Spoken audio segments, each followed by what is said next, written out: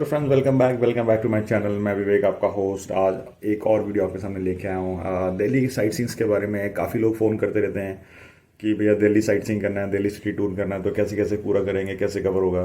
तो काफ़ी कस्टमर्स की क्वेरीज रहती हैं, काफ़ी डाउट्स हम उनके क्लियर करते हैं और बार बार बताते रहते हैं। तो इसी के रिगार्डिंग एक ब्लॉग है, इसमें भी वही इन्फॉर्मेशन दी है कि दिल्ली लोकल साइट सीइंग में आपको क्या क्या घुमा सकते हैं, क्या क्या कॉस्टिंग आती है और कैसे कैसे आप लोग उसको पूरा कर सकते हैं। हमारे काफ़ी ब्लॉग्स हैं जो दिल्ली साइट सीइंग के बारे में चल रहे हैं यूट्यूब पे। तो उसी का एक और अपडेटेड वर्जन है। ये है आज है 30 जैन 2024। तो मैं आपको करंट रेट्स और सिनेरियो बता देता हूँ होता क्या है। देखो, कहाँ से भी लोग आते हैं ना, वो दिल्ली एयरपोर्ट स्टेशन से या दिल्ली से कहीं से भी उनका पिकअप होता है, दिल्ली लोकल साइट सीइंग घूमना चाहते हैं। लोकल साइट सीइंग में क्या क्या आता है, जैसे Qutub Minar, lotus temple, Humayun tomb, Akshardham, ये सब एक डायरेक्शन में आते हैं। मीन्स कुतुब मीनार से कोई रफली 10-12 किलोमीटर में लोटस टेम्पल, लोटस टेम्पल से 10-12 किलोमीटर अक्षरधाम, मतलब इसी रेंज में रहता है।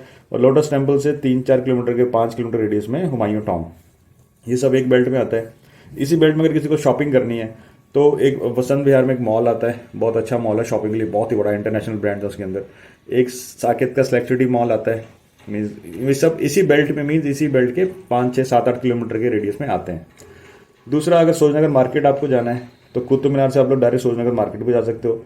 सोजनगर मार्केट के पास ही सफदरगंज टॉम है, मीन्स बहुत अच्छा टॉम है, वो भी देख सकते हो। ये सब साइट सीइंग में आते हैं। प्लस अगर किसी को बच्चों को रेल म्यूजियम देखना है तो रेल म्यूजियम भी आपका सरोजनगर के एरिया से 5-6 किलोमीटर के चाणक्यपुरी के आसपास आता है। दूसरी बेल्ट में क्या आता है, दूसरी बेल्ट जो नॉर्थ दिल्ली की हम लोग एक तरह से मानते हैं, उसमें आता है रेड फोर्ट। रेड फोर्ट के पास ही चांदनी चौक, चांदनी चौक के आसपास के एरिया में जामा मस्जिद। उसके बाद हम सेंट्रल दिल्ली में आ गए, India gate, Rashtrapati Bhavan, science museum, Rajghat. थोड़ा सा और मतलब 4-5 किलोमीटर आओगे, जू मिल जाएगा दिल्ली का। और फिर वहाँ से आप अक्षरधाम भी जा सकते हो, या फिर वहाँ से कोई हुमायूं टॉम आना है, हुमायूं टॉम आ सकता है इंडिया जू से। ये सब साइट सीइंग आप ऐसे कर सकते हो। दिल्ली के सेंटर में आता है India Gate, Rajghat, parliament house, ये सब एक ही बेल्ट में आते हैं। एक बेल्ट मीन्स कि 5-6 किलोमीटर के रेडियस में आपको ये सब मिल जाते हैं। अक्षरधाम थोड़ा सा आउट सिटी में आता है, मतलब दिल्ली से जब हम यूपी की साइड जाएंगे, नोएडा की साइड जाएंगे तो बीच में, सॉरी, दिल्ली से जब हम गाजियाबाद की साइड जाएंगे तो अक्षरधाम आता है। या आप हरिद्वार जा रहे हो, दिल्ली से हरिद्वार जाओगे तो भी अक्षरधाम आपको रोड के लेफ्ट साइड में दिख जाता है।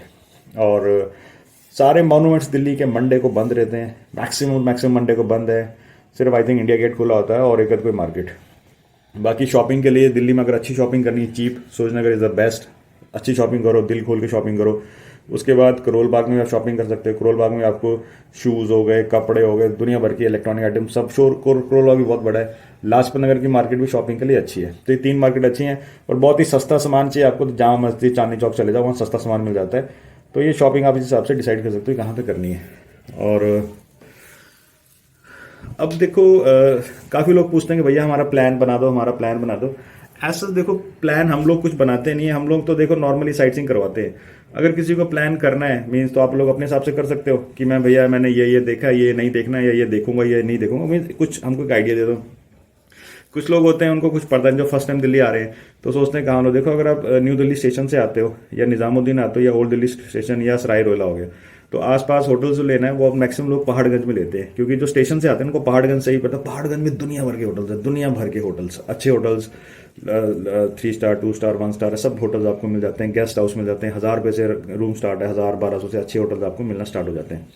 5 स्टार होटल्स चाहिए तो 5 स्टार होटल्स लोगों को दिल्ली के सेंटर में मिलते हैं। जैसे आपका ये जितने भी 4 स्टार 5 स्टार होटल सब हैं दिल्ली की, जैसे कैनॉट प्लेस के एरिया हो गया उसके आसपास आपको 4 स्टार 5 स्टार होटल सब आपको मिल जाते हैं। जैसे ताज हो गया, ओबरॉय हो गया, और पार्क प्लाजा हो गया, प्लाजा होटल्स, ये वो सब आपको दिल्ली सेंटर में, सेंटर मीन्स ये लीला, ली मेरिडियन, ये सब आपको दिल्ली के सेंटर में मिलते हैं। मीन्स इंडिया गेट से सब होटल जो 8-10 किलोमीटर के रेंज में आपको मिल जाएंगे।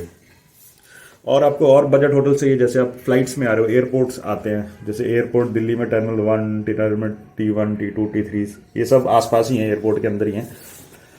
महिपालपुर पड़ता है सबसे नज़दीक एयरपोर्ट वालों के लिए, या फिर एरो सिटी। अगर आपको 4 स्टार 5 स्टार चाहिए, एरो सिटी में मिल जाएगा। एरो सिटी एयरपोर्ट के 2-3 किलोमीटर के रेडियस में एरो सिटी बनी है, तो उसमें बहुत अच्छे अच्छे 4 स्टार 5 स्टार होटल्स हैं।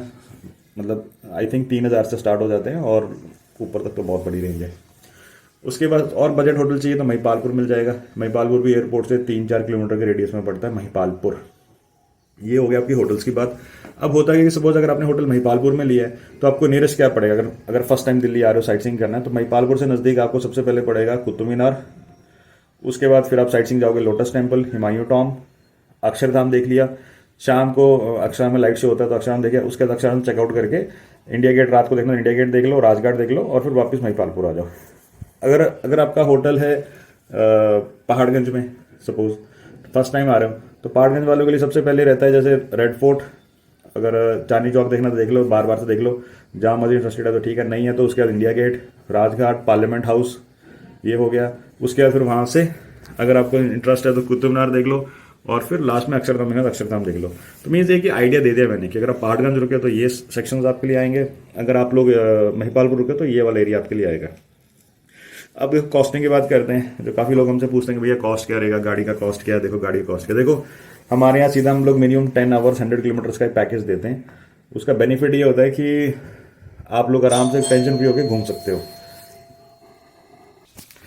अब देखो कॉस्टिंग की बात कर लेते हैं। कॉस्टिंग हम कैसे कैसे डिफाइन करते हैं, कैसे कैसे होता है। देखो सपोज अगर आप लोग 2-3 लोग हो या 4 लोग तो हो तो एक डिज़ायर जैसी सेडान गाड़ी हम जिसको बोलते हैं स्विफ्ट डिज़ायर आती है, वो आप ले सकते हो। और मिनिमम हमारा 10 आवर्स 100 किलोमीटर्स का ही पैकेज होता है, स्टैंडर्ड पैकेज। उसमें मतलब कोई टेंशन नहीं है कि मेरे किलोमीटर ज़्यादा हो रहे हैं या मेरे घंटे कम हो रहे हैं समथिंग। तो हमारा 10 आवर्स 100 किलोमीटर्स का स्टैंडर्ड पैकेज है, जिसकी जो कॉस्ट है, एक मिनट क्या है, जिसकी जो कॉस्ट है वो है 2500 rupees for first 10 hours 100 kilometres. उसका मतलब ये है कि हमने देखो आपको गाड़ी दे दी, आपको जो जो घूमना है आप अपने हिसाब से घूम सकते हो। अगर आपको आइडिया नहीं है तो आप हमको बता दो, हम आपको लिख के दे देंगे सर ये ठीक है आप ये जगह देख सकते हो, या आप ड्राइवर को बता दो कि मुझे ऐसे ऐसे करके घूमना है। तो कोई हार्ड एंड फास्ट रूल नहीं है, नॉर्मल फॉर्मूला। गाड़ी आपके पास आ गई, आप गाड़ी अपना टाइम नोट कर लो और ड्राइवर आपको बता देता है, और किलोमीटर भी आप नोट कर सकते हो। पूरा दिन दिल्ली घूमो दिल खोल के।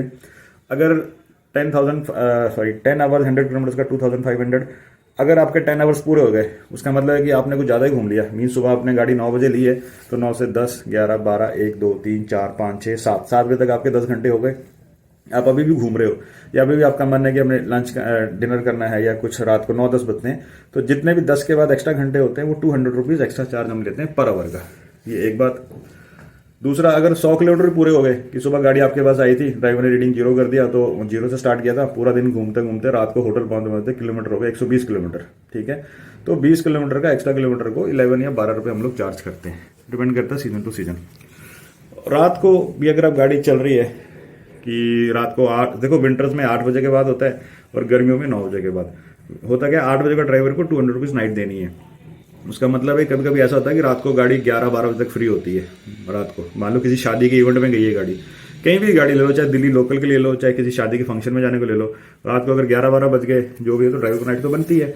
तो हम लोग सर्दियों में 8 बजे के बाद और विंटर्स समर्स में 9 बजे के बाद 200 रुपीज़ ड्राइवर का नाइट अलाउंस अलग से चार्ज करते हैं। पूरे दिन में जो भी पार्किंग्स लगती हैं कि आप लोग मान लो लोटस टेम्पल गए, वहाँ 40 रुपये की पार्किंग है, कुतुब मीनार में 20 रुपये की पार्किंग है, अक्षरधाम में आई थिंक 65 की पार्किंग है, रेड फोर्ट में भी 50 या 100 रुपये की पार्किंग है। तो ये पार्किंग आपको एक्स्ट्रा देनी होती है। जहाँ भी गाड़ी खड़ी होती है हर जगह की स्लिप मिल जाती है, आप वो ड्राइवर से स्लिप ले सकते हो और उसको पैसे आपको देने होते हैं।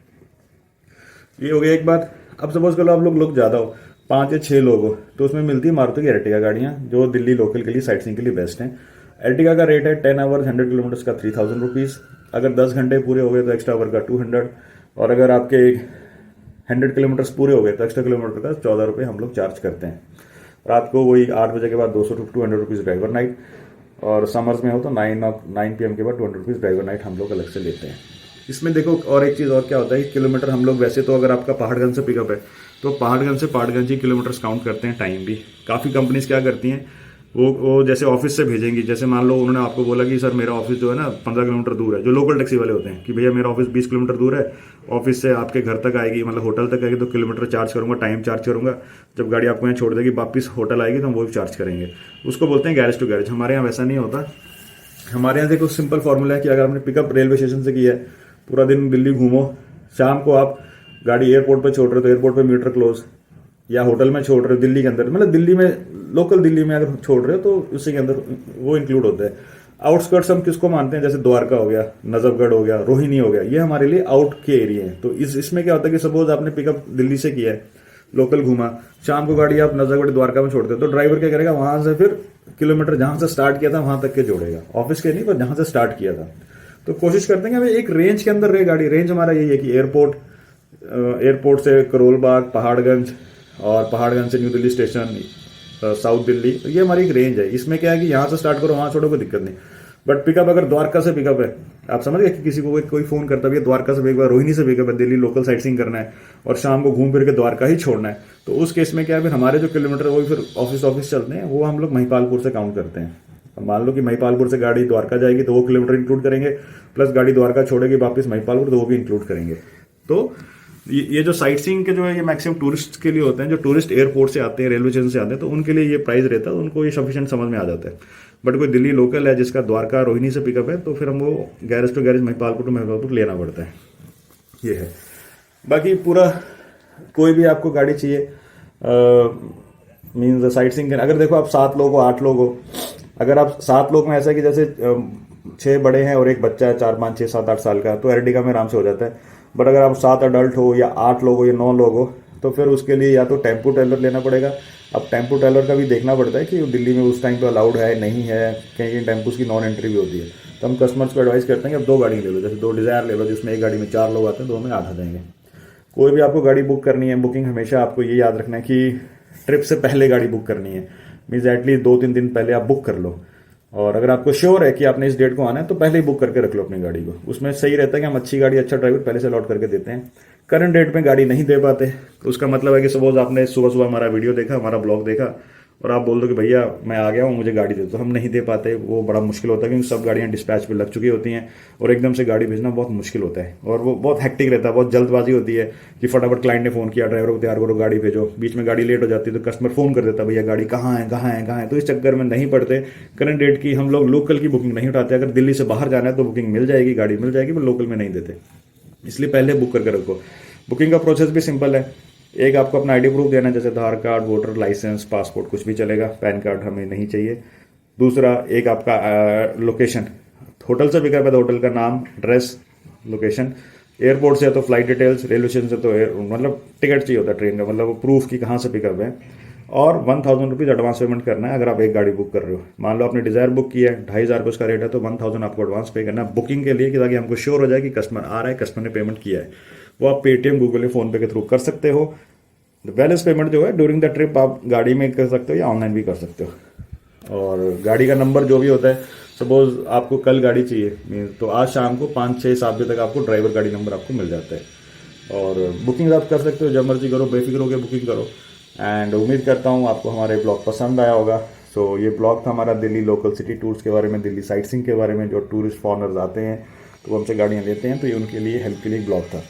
So please like, subscribe to my channel. My name is Vivek and you're watching G Transporters. Thanks for watching. Bye. Take care.